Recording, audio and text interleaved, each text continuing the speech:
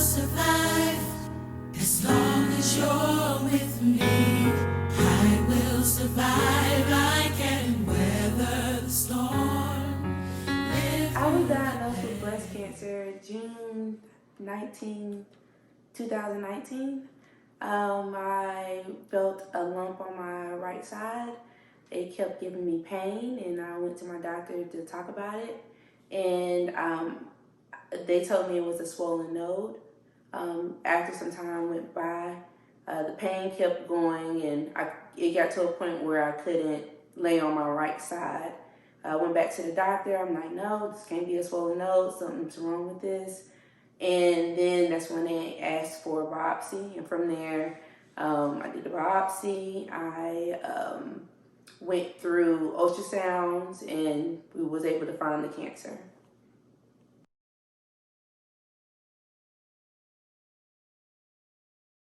My treatment plan, I went through a double mastectomy. I did chemotherapy, and then I did 12 weeks of radiation.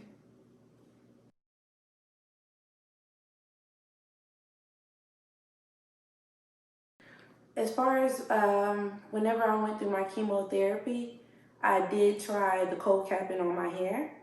And the cold capping was very good. I kept my hair the whole time when it came to the chemo treatments and keeping it up.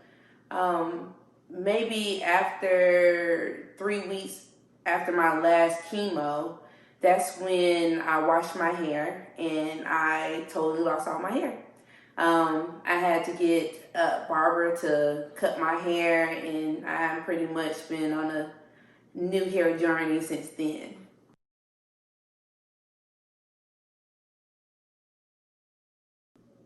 Very important. The person that was really there for me was my mother.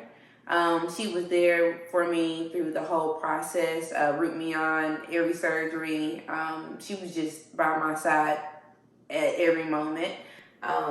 My uncle Dwayne, he literally took care of my kids and my dogs while I was down, and he was literally a superhero in the house.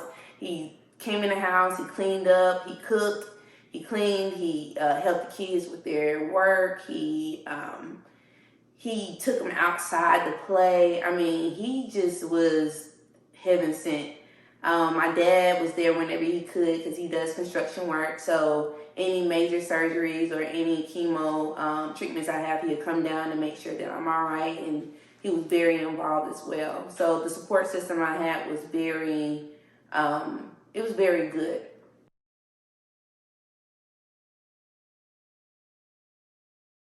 Yes, my aunt on my mother's side had breast cancer, and on my father's side, my aunt had breast cancer, and also my grandmother had breast cancer.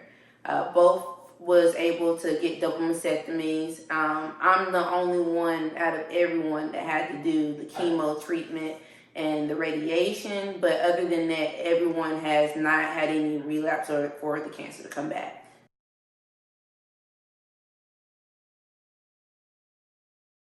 What I would say is that being diagnosed with cancer is not a death sentence. It actually is a period of time where you are in solitude and you're able to like really reflect on the things that really matters. I kind of describe it as going to a military where you have to be broken all the way down to be built all the way back up. And me personally, I just feel like being diagnosed with cancer was the worst, best thing that happened to me because I was able to actually see life in a different manner. A lot of things that I wasn't grateful for, I'm super grateful for. It really showed me how strong I am. It really showed me that I don't back down and I don't, just sit there and wither away. I would say to keep fighting. This is just a test. This is just another bump in the road. Don't ever ask yourself why me. If anything, ask yourself why not me. And then once you go through your journey, you just want to figure out the best way to reach back and to help someone else.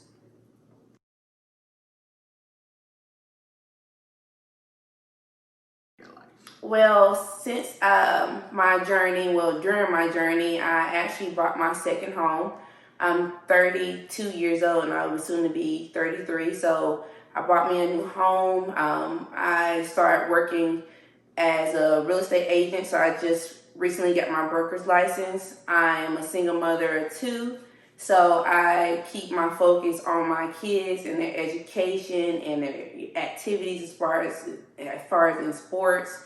I have two wonderful dogs. I'm a dog mom, and it's just overall, I really plan on being victorious in everything that I place my hands on. I plan on being successful for me and my family. And I also plan on being a rebel to be, reckoned with in the future, because God gave me another opportunity to, show who I am and show my strength. And now that I know the type of strength I have, I'm going all the way up. I can make